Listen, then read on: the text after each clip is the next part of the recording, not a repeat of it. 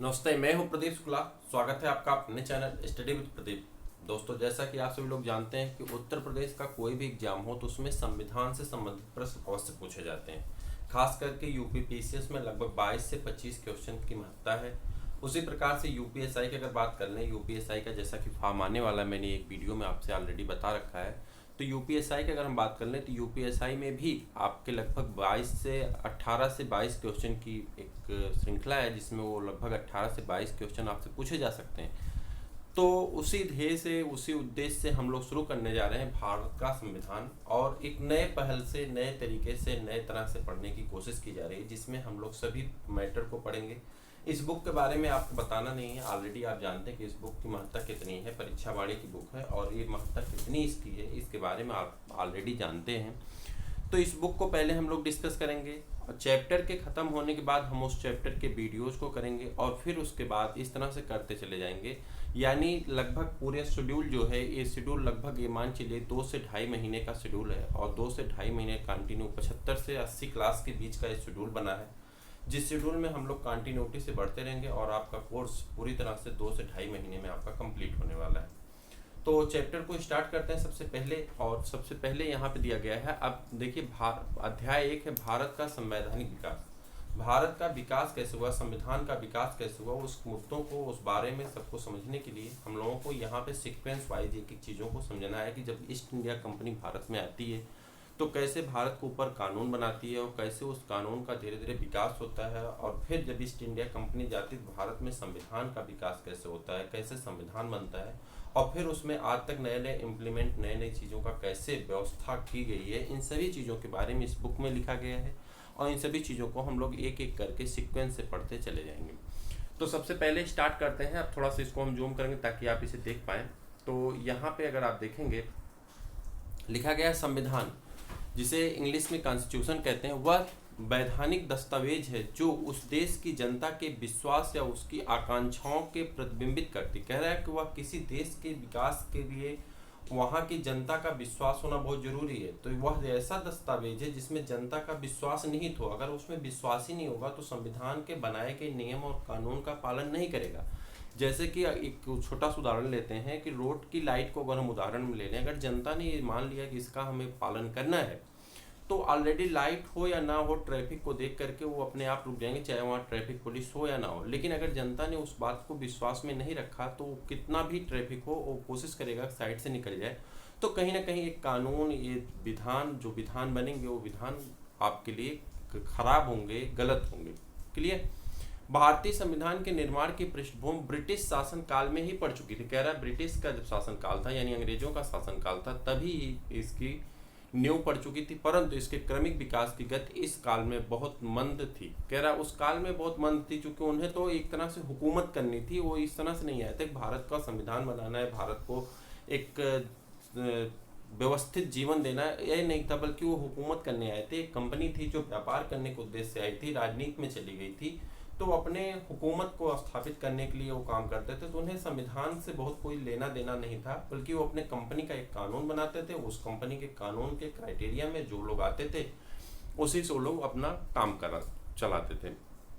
भारत के संवैधानिक विकास को हम दो भागों में विभक्त कर सकते हैं। तो सबसे पहले आपको देखना है कि भारत का जो संवैधानिक विकास हुआ है उसमें दो भाग हैं। कौन कौन से? पहला है ईस्ट इंडिया कंपनी के शासन के अंतर्गत, यानी जब भारत ईस्ट इंडिया कंपनी के शासन में था तब, और जब बाद में 1858 ईस्वी में ब्रिटेन की सरकार के शासन के अंतर्गत में आ गया, तो उस दोनों दौर के अलग अलग कानून, अलग अलग क्राइटेरिया, तो उसको हम लोग यहाँ पे पढ़ेंगे। सबसे पहले यहाँ पे देखिए लिखा गया है, जिस समय तक यानी 1858 ईस्वी ईस्ट इंडिया कंपनी का शासन रहा, 1858 ईस्वी तक ईस्ट इंडिया कंपनी का शासन रहा। उसके बाद ब्रिटेन की संसद विभिन्न अवसरों पर विभिन्न कानून तथा आदेश पत्र जारी करके कंपनी के शासन पर नियंत्रण रखती रही, और जब उसने स्वयं भारत के शासन को अपने हाथों में लिया तब भी उसने भारत के शासन के लिए विभिन्न कानून बनाए। उन सभी आदेश पत्रों और कानूनों को हम भारत के संवैधानिक विकास में सम्मिलित कर सकते हैं। कह रहा जो छोटे छोटे प्रारूप बने, वो प्रारूप कहीं ना कहीं स्टार्टिंग फेज था, और वही प्रारूप बाद में धीरे धीरे बढ़ते बढ़ते जाकर के एक बृहद संविधान का रूप लेता है, जो कि कंपनी चाहे वो ब्रिटिश गवर्नमेंट के हाथ में रहा हो चाहे कंपनी के हाथ में रहा हो, दोनों ने भारत के ऊपर कानून बनाने का कार्य किया। आगे बढ़ते हैं। भारत का संवैधानिक विकास एक दृष्टि में आपको देखना है कि एक दृष्टि में कैसे आप इसको समझने की कोशिश करिए। तो सबसे पहले ब्रिटिश इंडिया कंपनी के अंतर्गत भारत। ब्रिटिश इंडिया कंपनी के अंतर्गत भारत, जैसा कि आप जानते हैं, ब्रिटिश इंडिया कंपनी भारत में 1600 ईस्वी में आ चुकी थी। लेकिन जब उसने कानून और एक दायरा बनाना शुरू किया तब वो पहला था रेगुलेटिंग एक्ट 1773। तो रेगुलेटिंग एक्ट 1773 से लेकर के 1853 तक का, जैसे कि regulating act 1773, Pitt's India act 1784। अब देखिए प्रश्न यहीं से सीधे सीधे पूछ लिए जाते हैं कि निम्न में से कौन सा एक्ट ऐसा है जो इस सन में आया था। तो यहाँ पे सन याद होना जरूरी, जैसे कि रेगुलेटिंग एक्ट 1773 है, पिट्स इंडिया एक्ट 1784, बस यही पूछ लिया जाएगा पिट्स इंडिया एक्ट कब आया भारत में। तो आपको ये बताना होगा 1784 में, और उसमें जो ईयर्स दिए जाएंगे वो ईयर ऐसे ही दिए जाएंगे, 73 दे दिया जाएगा, 84 दे दिया जाएगा, 93, ताकि आप कंफ्यूज हो जाएं। तो ये चीज़ें एक तरह से रटना बहुत जरूरी है। उसके बाद आगे बढ़ते हैं। चार्टर एक्ट, उसके बाद जब चार्टर शुरू होता है, लगातार चार्टर है। चार्टर एक्ट 1793, फिर चार्टर एक्ट 1813, 20 साल का गैप है, ठीक है, चार्टर एक्ट में। फिर चार्टर एक्ट 1833, और फिर उसके बाद बढ़ेंगे चार्टर एक्ट 1853। यानी अगर आप याद रख लेते हैं चार्टर एक्ट 1793, तो उसके बाद आप और चार्टर एक्ट निकाल सकते हैं, क्योंकि सभी चार्टर एक्ट में 20 साल का गैप है। क्लियर। फिर होता क्या, 1858 से लेकर के 1947 तक ब्रिटिश क्राउन के अंतर्गत भारत रहता है। तो ब्रिटिश क्राउन के अंतर्गत जब भारत रहता है, जब हम लोग आधुनिक इतिहास पढ़ेंगे तो उसमें उन मैटर को समझने की कोशिश करेंगे कैसे है वो सब कुछ। तो यहाँ पर भी काम की चीज़ें देखते हैं। तो पहले इसमें है गवर्नमेंट ऑफ इंडिया एक्ट। अगर गवर्नमेंट ऑफ इंडिया एक्ट की बात करते हैं तो ये आता है 1858 में। फिर इंडियन काउंसिल एक्ट। अब यहाँ पे देखिए छोटे छोटे 5 साल, 4 साल, 3 साल पे यहाँ पे परिवर्तन होते हैं, 10 साल पे, और यहाँ पे नाम चेंज होता जाता है। ये नाम याद रखना इसलिए भी जरूरी है क्योंकि यहीं से सीधे सीधे प्रश्न पूछ लिए जाते हैं छोटे एग्जामों में। बड़े एग्जामों में पीसीएस लेवल पे तीसरे होने वाले परिवर्तन को पूछता है, लेकिन छोटे एग्जामों में यहाँ से सीधे सीधे प्रश्न पूछ लिया जाता है कि इंडियन काउंसिल एक्ट भारत कब आया था। अब इसके लिए आपको सन याद करना जरूरी है। तो इंडियन काउंसिल एक्ट भारत आया था 1861 में। फिर बात करते हैं इंडियन काउंसिल एक्ट 1892 में। लगभग आप देखेंगे तो 30 से 31 साल का गैप है।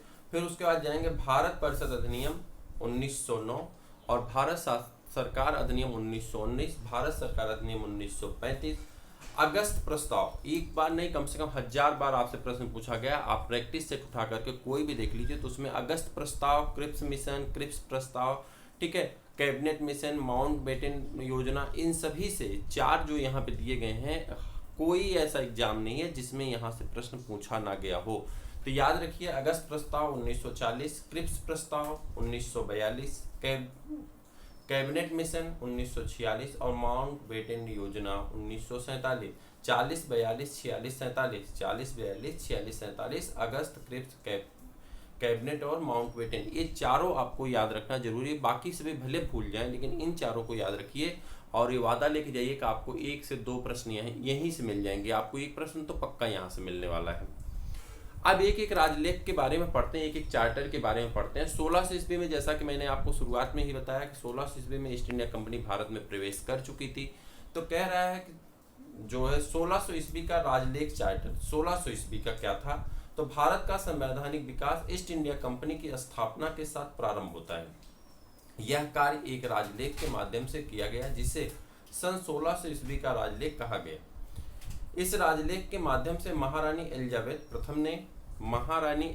प्रथम ने 31 दिसंबर 1600 ईस्वी को ईस्ट इंडिया कंपनी की स्थापना कर इसे पूर्व, याद रखिएगा, देखिए यहाँ पे 31 दिसंबर 1600 ईस्वी को ईस्ट इंडिया कंपनी की स्थापना कर उसे पूर्वी देशों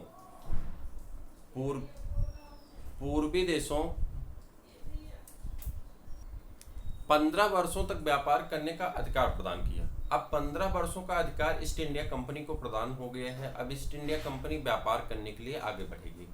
कह रहा है स्थापना के समय कंपनी की कुल पूंजी, तो ये सब चीजें पूछी नहीं जाती हैं, 30,133 पाउंड थी तथा इसमें कुल 217 भागीदार थे। ये चीजें आपसे पूछी जा सकती है कि ईस्ट इंडिया कंपनी की जब स्थापना हुई थी तो उसमें लगभग कितने भागीदार थे, तो आपको ये बताना होगा कि उसमें 217 भागीदार थे। कितने भागीदार थे? 217 भागीदार थे। क्लियर। अब इसके बाद आगे बढ़ते हैं, एक सेकेंड। इस कंपनी का सारा प्रशासन एक परिषद को सौंपा गया, जिसके शिखर पर गवर्नर और उप गवर्नर तथा 24 अन्य सदस्य थे।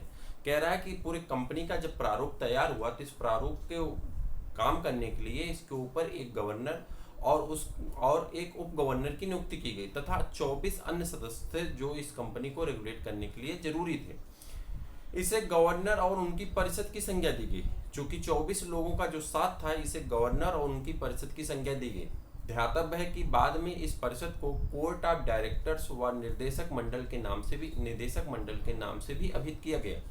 तो बाद में इनका नाम चेंज करके क्या कर दिया गया, कोर्ट ऑफ डायरेक्टर्स व निदेशक मंडल नाम से अभिहित कर दिया गया। हम 1726 का राजलेख पढ़ें कि उससे संबंधित उससे पहले के कुछ प्रश्न दिए गए हैं, उन प्रश्नों को एक बार ध्यान से देख लेते हैं, क्योंकि प्रश्न ऐसे ही कभी कभी पूछ लिए जाते हैं। जैसे भारत में ईस्ट इंडिया कंपनी की स्थापना किस चार्टर एक्ट के तहत किया गया है? कह रहा भारत में ईस्ट इंडिया कंपनी की स्थापना किस चार्टर एक्ट के तहत किया गया है? तो आपका क्वेश्चन होगा इसका आंसर 1600 ईस्वी के चार्टर एक्ट के तहत। किसमें? 1600 ईस्वी के चार्टर एक्ट के तहत। उसके बाद आगे बढ़ते हैं। महारानी एलिजाबेथ ने ईस्ट इंडिया कंपनी की स्थापना कर किसकी अध्यक्षता में पूर्वी देशों में व्यापार करने की आज्ञा प्रदान किया था? देखिए, महारानी एलिजाबेथ ने ईस्ट इंडिया कंपनी की स्थापना कर किसकी अध्यक्षता में पूर्वी देशों में व्यापार करने की आज्ञा प्रदान किया था? जो 15 वर्ष के लिए पूर्वी देशों में व्यापार करने की आज्ञा मिली थी कंपनी को, वह किसकी अध्यक्षता में मिली थी? तो उस समय जो अध्यक्ष थे यानी जो गवर्नर था उसका वो कौन था? Lord mayor. कौन था? Lord mayor. आगे बढ़ते हैं। ईस्ट इंडिया कंपनी ने भारत में अपना कार्य कहां से प्रारंभ किया? कह रहा है कि ईस्ट इंडिया कंपनी भारत में अपना काम कहां से यानी किस राज्य से प्रारंभ किया? तो आपका आंसर होगा सूरत से। कहां से? सूरत से, जो कि गुजरात के क्षेत्र में पड़ता है। आंग्ल इंडियन विधि संहिता के निर्माण एवं विकास की नींव कहां से प्रारंभ हुई? तो आप कहेंगे 1600 ईस्वी के चार्टर एक्ट से। और इंडिया स्थित कंपनी के बोर्ड ऑफ डायरेक्टर्स का विधि निर्माण का अधिकार किस राजलेख द्वारा गवर्नर तथा उसकी परिषद के सदस्यों में विहित किया गया? तो आप कहेंगे सन 1726 के राजलेख यानी चार्टर एक्ट के द्वारा। अभी नीचे हम 1726 आगे पढ़ेंगे। और किस अधिनियम द्वारा कंपनी के गवर्नर जनरल का पद सृजित किया गया? तो आपको बताना होगा किस अधिनियम द्वारा कंपनी में गवर्नर जनरल का पद सृजित किया गया। तो याद रखिए 1773 का रेगुलेटिंग एक्ट। और हम लोग इसको अभी पढ़े नहीं है, अभी आगे हम लोग इसको क्या करने वाले हैं, पढ़ने वाले हैं कि 1773 में क्या क्या किया गया था। 1773 रेगुलेटिंग एक्ट में आएगा कि कलकत्ता में एक न्यायालय की स्थापना की गई थी जो 1774 ईस्वी में की गई थी। रेगुलेटिंग एक्ट जो था वो 1773 था। इन सब के बारे में आगे हम लोग 1773 ईस्वी में अभी डिस्कस करने वाले हैं। तो बात करते हैं 1726 का राजलेख। इस राजलेख द्वारा कोलकाता, मुंबई और मद्रास प्रेसिडेंटियों के राज्यपालों तथा उनकी परिषद को विधि बनाने की शक्ति प्रदान की गई। यानी जो मद्रास था, मुंबई था और कोलकाता था, इन तीनों प्रेसिडेंसियों के जो राज्यपाल होते थे यानी गवर्नर होता था, उन्हें विधि बनाने की शक्ति यानी कानून बनाने की शक्ति प्रदान कर दी गई। इसके पहले यह शक्ति इंग्लैंड स्थित निदेशक मंडल में नहीं थी। कहाँ पे थी? निदेशक मंडल। जो निदेशक मंडल था एक कोर्ट ऑफ डायरेक्टर था, तो कोर्ट ऑफ डायरेक्टर में ये चीजें निहित थी। लेकिन अब ये निहित कहाँ हो गई? राज्यपाल में। जो वहाँ का गवर्नर है, यहाँ कोलकाता, मुंबई और मद्रास के जो गवर्नर है यानी राज्यपाल है, उनमें ये शक्तियां निहित कर दी गई। क्लियर? आगे बढ़ते हैं। 1773 का रेगुलेटिंग एक्ट और सबसे इंपॉर्टेंट रेगुलेटिंग एक्ट है, तो इसके तहत हम लोग बातों को समझने की कोशिश करते हैं। तत्कालीन ब्रिटिश प्रधानमंत्री, उस समय के जो ब्रिटिश के प्रधानमंत्री थे 1773 ईस्वी में, और लॉर्ड नॉर्थ द्वारा गठित गुप्त समिति की सिफारिश पर। अब देखिए ये बिहार पीसीएस में पूछा गया है कि गुप्त समिति की सिफारिश किसके द्वारा रची की गई थी या किसके द्वारा गठित की गई थी? तो आप बताएंगे लॉर्ड नॉर्थ द्वारा, जो कि उस समय ब्रिटिश के प्रधानमंत्री थे। कब? जब 1773 का रेगुलेटिंग एक्ट पास होता है तब। पारित एक्ट को 1773 का रेगुलेटिंग एक्ट संज्ञा दी गई। इसका मुख्य उद्देश्य कंपनी के कार्यों को भारत तथा ब्रिटेन दोनों स्थानों पर नियंत्रित करना तथा कंपनी में व्याप्त दोषों को समाप्त करना था। कंपनी की गतिविधियों के दो प्रमुख केंद्र थे, नंबर 1 इंग्लैंड और नंबर 2 भारत। यानी कंपनी इंग्लैंड से रेगुलेट होती थी और भारत में अपना कार्य करती थी। तो दो केंद्र थे, दोनों केंद्रों पे एक अंकुश लगाना और उसके विषय में जानकारी रखना, और जो दोष थे, जो वहाँ पे बहुत सारी कमियां थी, उन कमियों को सुधारने के लिए रेगुलेटिंग एक्ट लाया गया था। कंपनी के संपूर्ण प्रशासन में सुपरविजन हेतु इंग्लैंड में 2 संस्थाएं थी। एक निदेशक मंडल जिसे कोर्ट ऑफ डायरेक्टर कहते हैं, और स्वायत्तधारी मंडल जिसे कोर्ट ऑफ प्रोप्राइटर्स कहते हैं। क्लियर। तो इसके बाद ये दोनों संस्थाएं गृह सरकार की अंग थी। पूर्ववर्ती संस्था इंग्लैंड में कंपनी की कार्यपालिका थी, जिसके इसमें 24 निदेशक होते थे। इनका चुनाव प्रतिवर्ष स्वायत्तधारी मंडल यानी कोर्ट ऑफ प्रोप्राइटर द्वारा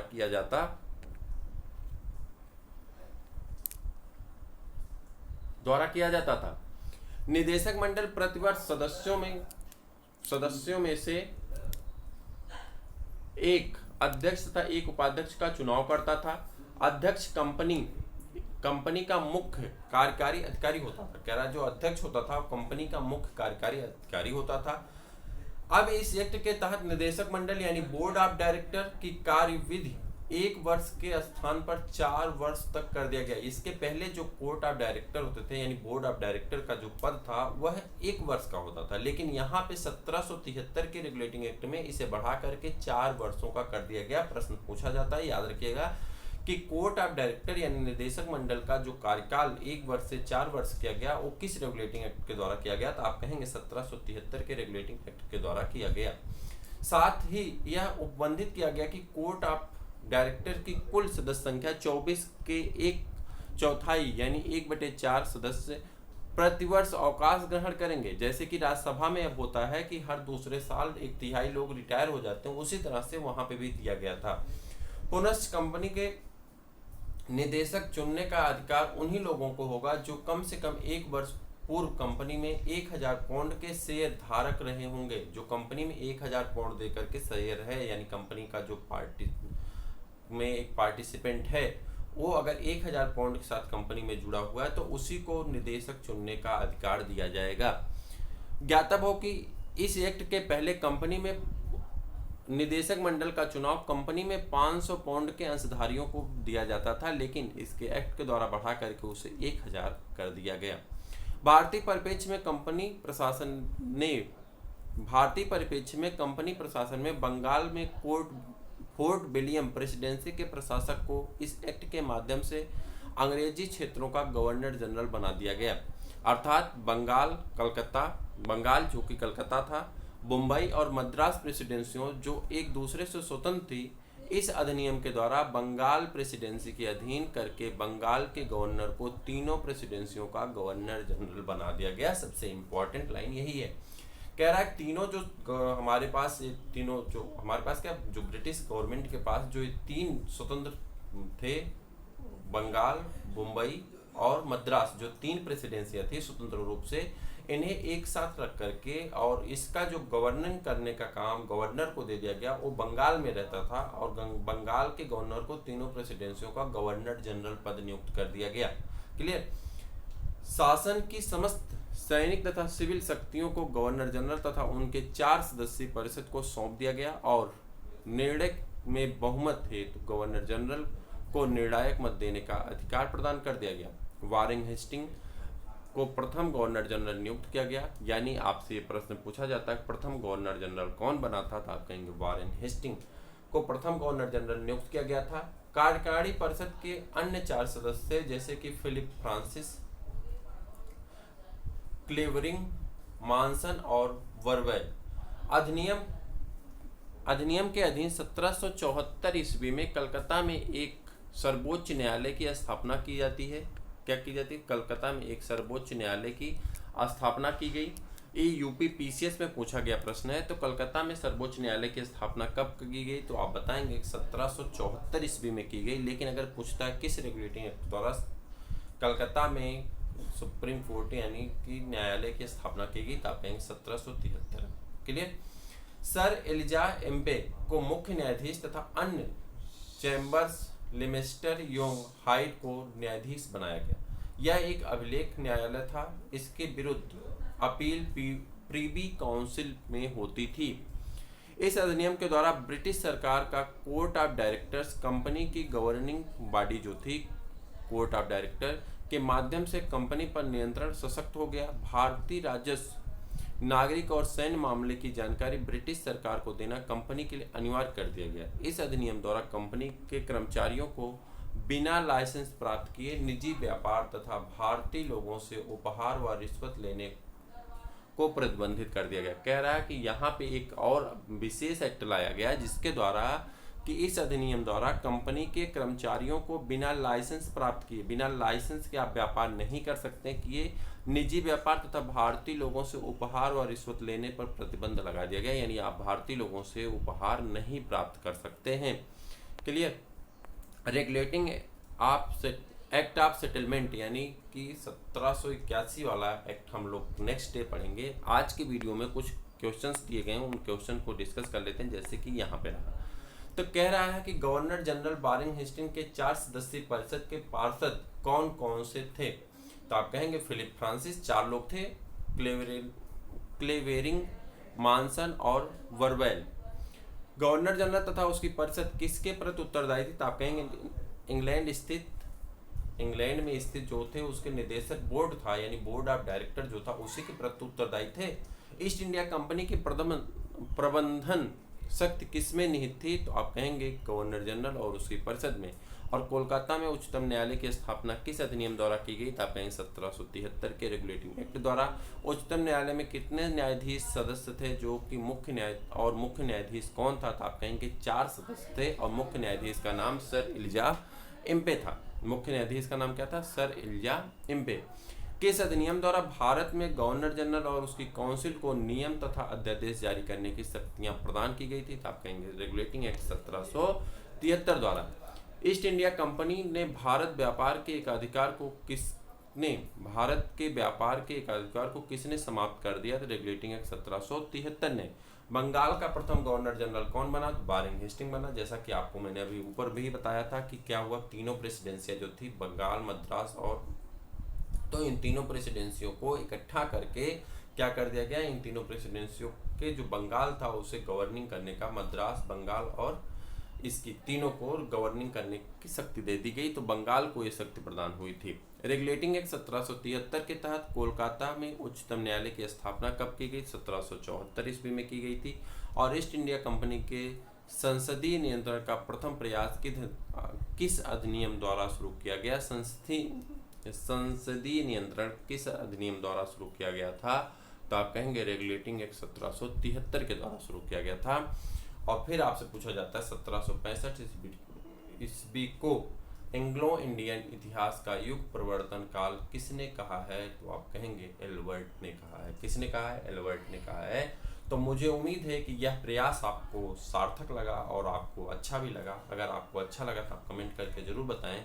इस श्रृंखला को आगे बढ़ाया जाए। जैसा आप लोगों का विचार होगा, जैसा आप लोगों के साथ कमेंट होंगे, उसे अकॉर्डिंग हम सोचेंगे और इस वीडियो को आगे बढ़ाएंगे।